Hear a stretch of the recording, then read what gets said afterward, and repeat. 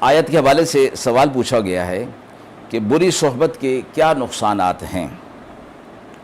قرآن کریم کے واقعات کا اصل مقصد یہ ہے کہ لوگوں کو اس بات پر تنبیہ کر دی جائے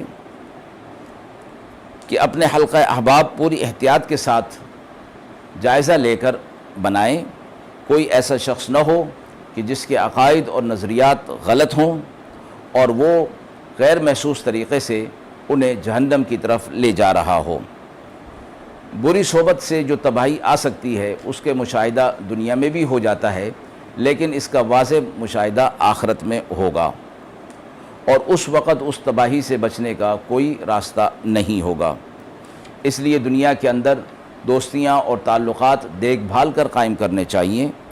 بسا اوقات کسی کا ایسے شخص کے ساتھ کسی کا تعلق ہو جاتا ہے جو اپنے نظریات درست نہیں رکھتا، تو یہ غیر محسوس طریقے سے اس کے افکار و نظریات کو اپنا لیتا ہے اور اس سے متاثر ہو کر اپنی زندگی کو خراب کر لیتا ہے، اور یہ چیز آخرت کے انجام کے اعتبار سے انتہائی اس کے لیے خطرناک ثابت ہوتی ہے۔